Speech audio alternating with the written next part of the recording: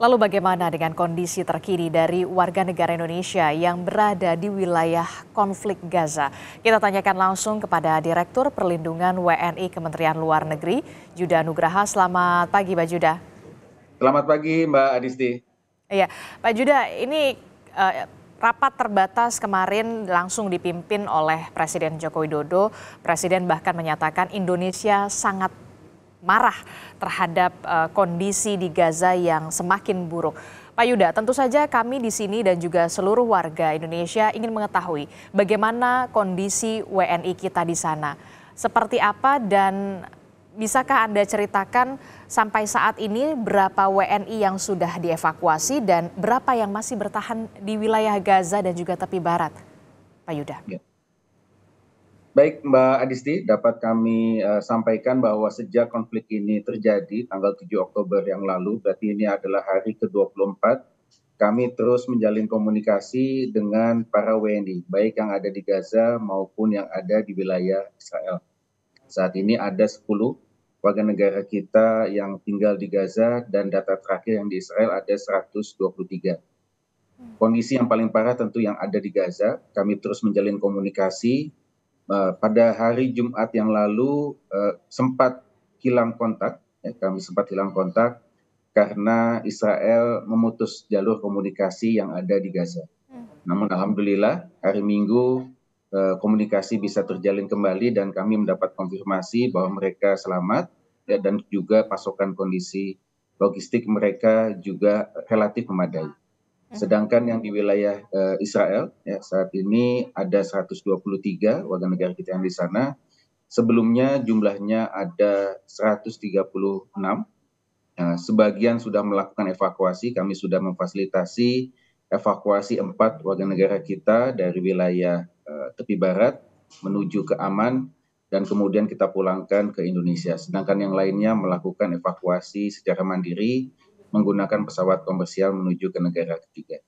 Demikian update-nya Mbak Adisti. Oke, berarti untuk yang masih bertahan di Gaza dan juga Palestina ada 10 warga negara Indonesia kita, berarti betul ya? Betul, Mbak. Pak Yuda. Nah, kenapa sampai saat ini masih bertahan dan tidak ingin dievakuasi? Apa alasan mereka?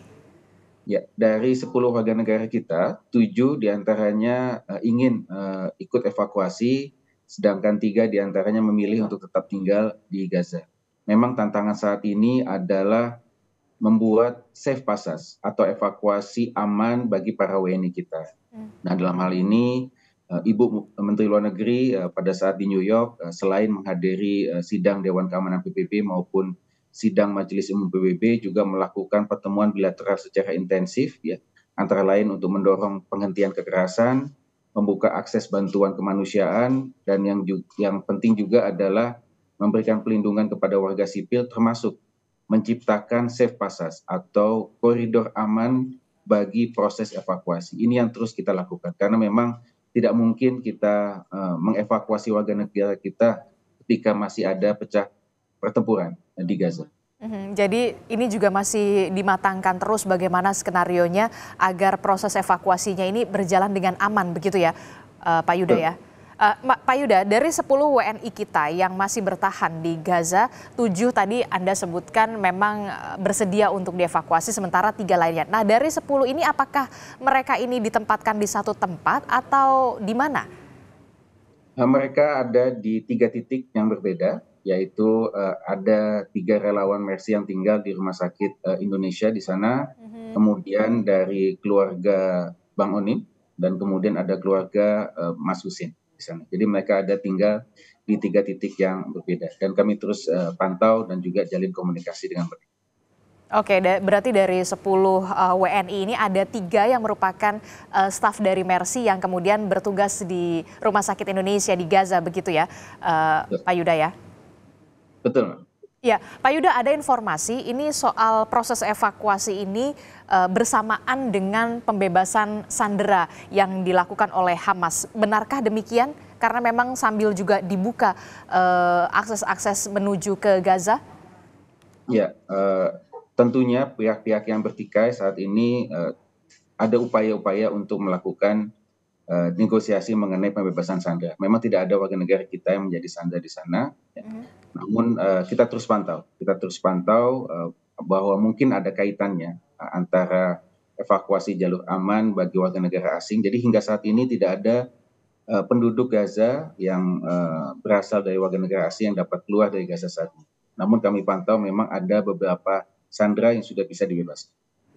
Oke, Pak Yuda, ini kan tadi disebutkan ya dari 10 WNI 3 merupakan Mercy yang di Indonesia di Rumah Sakit Indonesia di jalur Gaza. Nah, untuk 7 lainnya di 3 lokasi ini sempat hilang kontak. Hari Minggu kemarin sudah berhasil dikontak. Kondisi mereka bagaimana dengan pasokan logistik di sana? Makanan, minuman, ketersediaan air? Ya. Kami coba memantau dan berkomunikasi dengan mereka. Memang hingga saat ini Israel masih terus melakukan blokade, baik blokade listrik, pasokan listrik, air, dan juga sebagian bahan logistik. Namun berdasarkan konfirmasi yang disampaikan oleh para WNI, persediaan logistik mereka alhamdulillah saat ini relatif masih aman. Saat ini secara terbatas Israel mengizinkan masuknya truk-truk bantuan kemanusiaan. Kemarin terpantau ada 34 truk per hari yang bisa masuk, terakhir ada 26 truk yang bisa masuk per hari. Ini mungkin mudah-mudahan dapat mendukung kebutuhan logistik yang ada di jalur Gaza. Namun untuk para WNI, kami mendapat konfirmasi bahwa persediaan logistik mereka hingga saat ini masih aman. Oke, persediaan logistik masih aman sampai berapa lama, Pak Yuda? Dan nanti skemanya akan seperti apa? Persediaan logistik aman sampai sepekan ke depan atau bagaimana? Ini tentu sangat terkait dengan akses kemanusiaan yang bisa dibuka secara penuh. Tentu izin masuknya truk logistik sebanyak 26 truk per hari itu sangat-sangat tidak memadai bagi kebutuhan warga sipil yang ada di Gaza. Oleh karena itu kita dorong terus agar akses kemanusiaan ini bisa terus dibuka dan diperluas sehingga kebutuhan logistik warga Gaza dapat terpenuhi. Oke, Pak Yuda, Indonesia kan kita tahu berdiri memang tegas sekali mengutuk serangan dari Israel kepada Palestina begitu ya.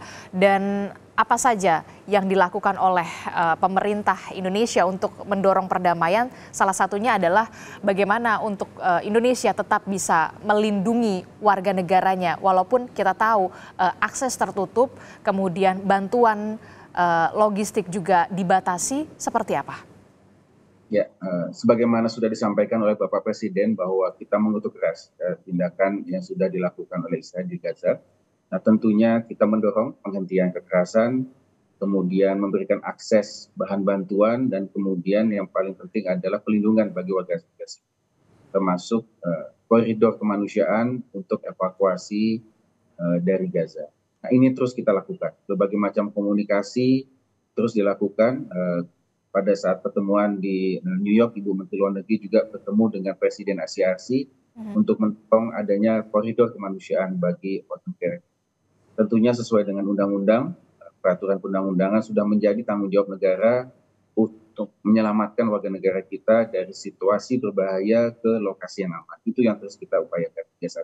Oke, terakhir Pak Yuda, secara singkat, apa yang ingin disampaikan kepada keluarga WNI yang masih ada di Gaza agar mereka yang ada di Indonesia, keluarga tetap tenang dan juga seperti apa? Ya, dalam situasi pertempuran hingga saat ini yang masih terus berlangsung, maka pilihan logis yang ada saat kita adalah stay put.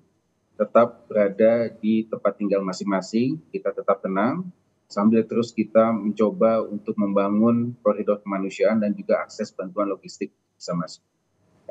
Kepanikan tidak akan membantu kita. Oleh karena itu, ketenangan baik bagi warga negara kita yang ada di Gaza maupun keluarga yang ada di Indonesia sangat penting. Kita terus upayakan yang terbaik untuk pelindungan warga negara. Oke, baik, terima kasih Direktur Pelindungan Warga Negara Indonesia, Kementerian Luar Negeri, Bapak Yuda Nugraha telah bergabung bersama kami. Tentu kita berharap peperangan antara Hamas dan juga Palestina ini bisa segera selesai karena seperti yang kita ketahui ini adalah soal kemanusiaan. Terima kasih informasinya. Sehat-sehat selalu. Terima kasih. Terima kasih Mbak Adisti, kita doakan selalu. Baik, terima kasih.